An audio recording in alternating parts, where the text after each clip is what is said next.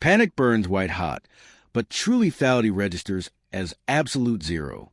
The largest dread hound lunged. A massive wall of engineered muscles snapped toward Vance. She did not brace for impact. She did not draw a survival blade. She did not run. She just checked her brass metronome dial and stepped left. The beast tore through empty air. Its momentum carried its skull first into an iron bark tree. Bones shattered. Up in the observation deck, Director Kaler Bain slammed his hands on the master console. 43 elite cadets were screaming for evacuation across the open comms, and the human was bored. They released the ultimate hunters only to discover they were chasing a stone. I wish I could tell you the records made sense of it. They didn't. Stay close, because this breaks every rule we have. 2 hours earlier, the staging bay doors slammed open. Bain stood at the podium, looking down at the newest batch of recruits. He dropped the simulation parameters to their data pads. The verdant crucible awaited them. The air inside the synthetic jungle hung thick with sulfur and suffocating humidity. It was a pressure cooker designed to test the limits of alien endurance. You will survive for 2 hours, Bain told them. If your core temperature exceeds safety limits, the system will pull you. If you break formation, you will fail. Commander Vorik stepped forward. He led the Kalan heavy infantry, his scaled armor gleaming under the bay lights. My unit does not break, Director Vorik declared. We are the pinnacle of stress management. Drop us in. Bain nodded and scanned the rest of the line. Recruit Dart checked his pulse rifle, his forearms moving with practiced precision. They moved exactly as Bain's historical models predicted. They were ready to build a fortress in the mud. Then Bain saw Cadet Vance. She stood at the far end of the line, wearing crisp standard fatigues.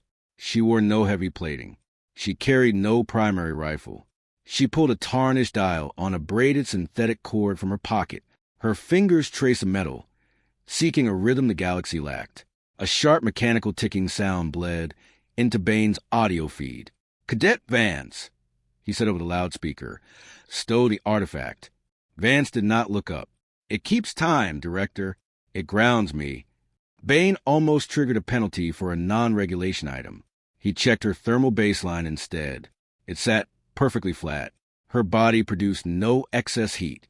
He assumed the jungle would filter her out soon enough. He killed his microphone, keyed the next phase of the trial, and locked the perimeter doors. The floor dropped. The cadets fell into the crucible. Vorik took command immediately. He barked harsh orders and organized a standard defensive ring. The massive aliens locked their interlocking shields into a solid wall of metal.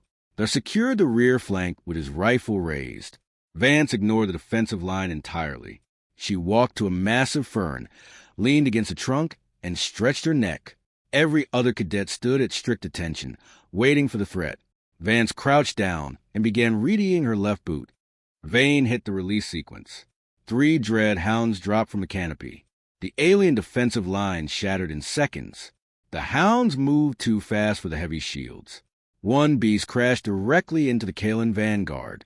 The metal wall crumpled under the impact. There froze as the closest hound roared. The sound wave rattled the observation deck glass and disrupted the local sensors. Vorik tried to hold the line. He fired his heavy blaster into the brush. The shots missed. A hound flanked him and tore his rifle away. Vorik broke formation and ran. His combat logic failed completely. The remaining heavy infantry abandoned their shields and fled into the jungle. The comms channel turned into a wall of static and desperate begging. Pull us out. Vorik yelled over the radio. They are too fast. Vane watched the main screen. The thermal grid lit up with blinding heat blooms. The panic was absolute.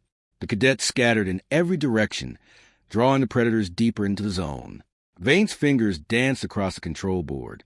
He prepared to fail the entire class. A dread hound cornered a squad of Kalans near the eastern ridge.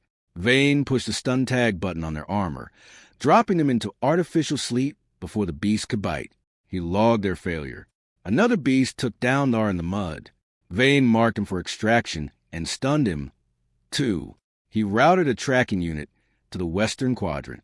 He needed to confirm the human status before calling the trial.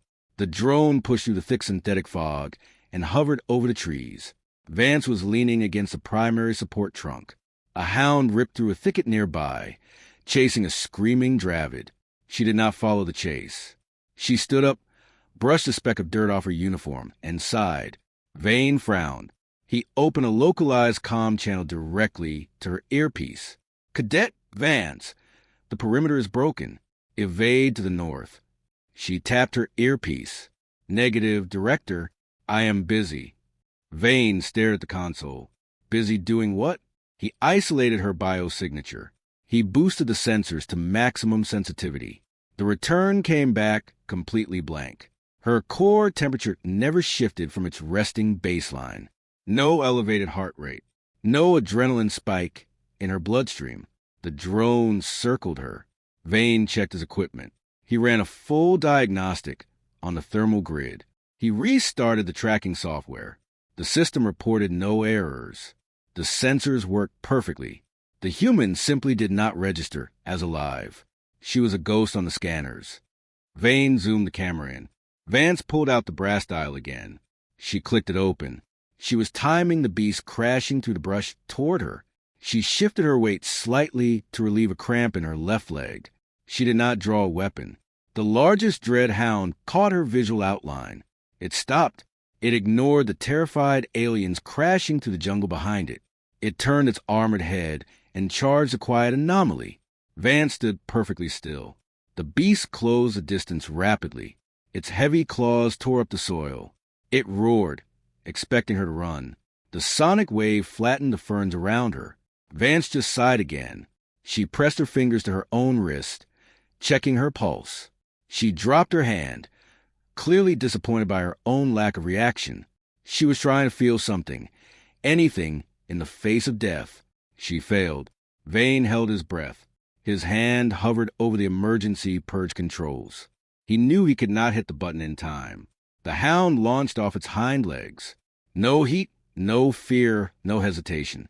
With the lethargic grace of someone avoiding a puddle, Vance shifted her weight a half step to the left. The beast smashed directly into the iron bark trunk. The heavyweight did not yield. The predator crumpled to the jungle floor, its skull fractured. Vance clicked her metronome shut. "Tragically sluggish," she muttered. Vane shattered protocol. He slammed the emergency purge button. High-pressure paralytic gas hissed from the canopy vents. The remaining hounds and the hyperventilating aliens collapsed into the mud. Medical drones dropped from the ceiling to drag the heavy bodies out of the danger zone. Vane left the observation deck. He took the rapid elevator down to the staging bay floor. He needed to see this anomaly with his own eyes. He reached the heavy airlock just as the internal scrubbers cleared the gas. The heavy metal doors slid open. Vance walked out the tree line. The gas had no effect on her. Her uniform was completely intact. She did not look like a soldier who had just survived the deadliest trial in the vanguard. She looked like a commuter waiting for a train. She approached Vane. He stood frozen, blocking the hallway. He opened his mouth to demand an explanation, to ask how she manipulated her thermal signature. He wanted to ask how a human could turn off their survival instinct. She spoke first. "Has the nutrition sector unlocked yet?" she asked. "My metabolism is demanding calories." Vane stepped aside. He pointed down the hall toward the mess bay. He did not say a single word. She nodded once and walked past him. The brass dial slipped back into her pocket, having measured the ultimate predators and found them wanting. Vane walked slowly back to his terminal. He deleted the standard failure code from her file. He stared at the blinking cursor. He began typing a new category into the blank official record.